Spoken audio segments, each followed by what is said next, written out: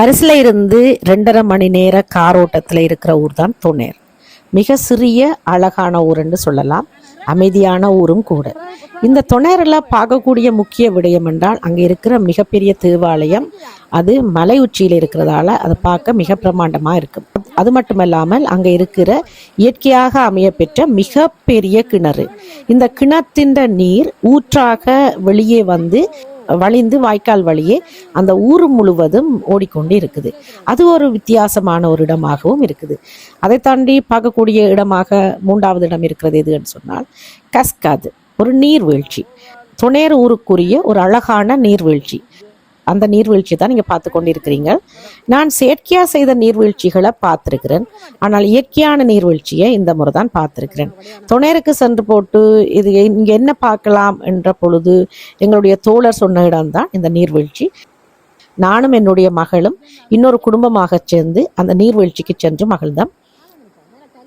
எங்களோடு வந்த குடும்பத்தினருக்கு 3 பெண் குழந்தைகள் மிக ஆசையாக அந்த நீர்வீழ்ச்சிக்குள்ள குதிச்சு விளையாடிச்சினோம்.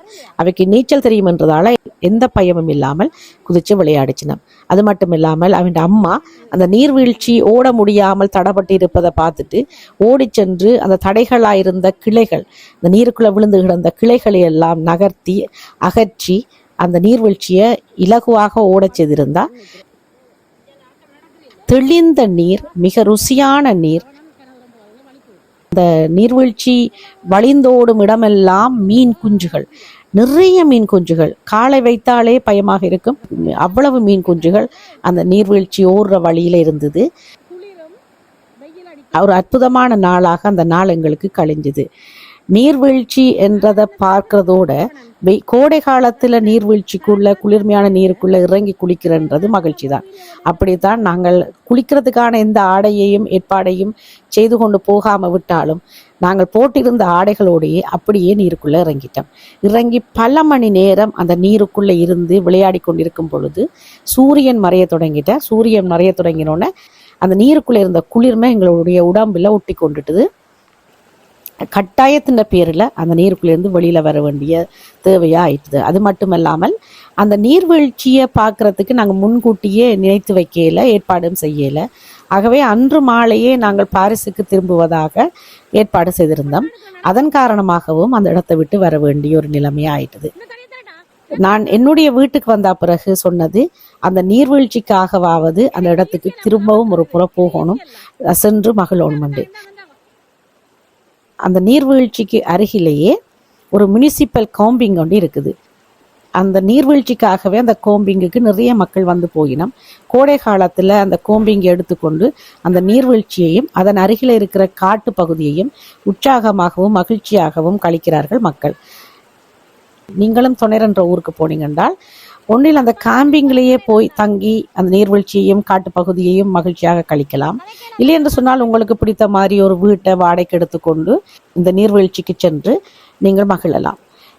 என்னை பொறுத்த வரைக்கும் எப்படித்தான் நாங்கள் பணத்தை செலவழித்து மகிழ்ச்சியாக கழித்தாலும் இந்த இயற்கையோட ஒன்றி கழிப்பது போல மகிழ்ச்சி எங்கும் கிடையாது. கடலுக்குள் சென்று குளிப்பதோ அல்லது கடல் அலைகளோடு விளையாடுவதோ, ஆற்று நீரில் இறங்கி குளிப்பதோ, காட்டுப்பகுதியில காலார நடப்பதோ, இப்படி என்று சொல்லி இயற்கையோட ஒன்றி வாழும் பொழுதும் இயற்கையோட ஒன்றி எங்களுடைய நேரத்தை கழிக்கும் பொழுதும் மிக மகிழ்ச்சியான தருணங்களாக அமையும். இது எங்களோட மட்டும் நின்று விடாமல் எங்களுடைய குழந்தைகளுக்கும் இவற்றை கற்றுக் கொடுக்கணும்.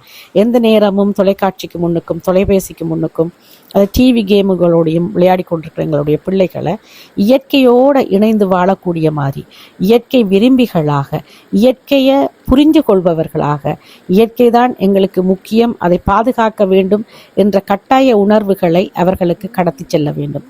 அது மட்டுமல்லாமல் இறைவன் இயற்கை இரண்டுமே எங்களுக்காக படைக்கப்பட்டிருக்குது. அவற்றை நாங்கள் மகிழ்ச்சியோடு பயன்படுத்துவதோடு அவற்றை பாதுகாக்க வேண்டிய கட்டாயமும் எங்களிடம் இருக்கிற என்ற பொறுப்பை அடுத்த தலைமுறைகளுக்கு நாங்கள் கடத்தி செல்ல வேண்டியது எங்களுடைய பொறுப்பாக இருக்குது.